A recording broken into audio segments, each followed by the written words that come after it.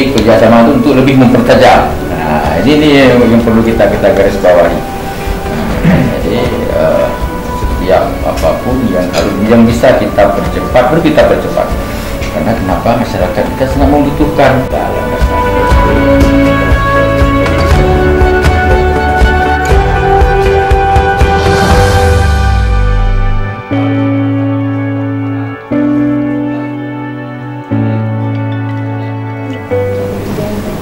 Menyangkut sertifikasi dari kita ini memang sangat-sangat diperlukan.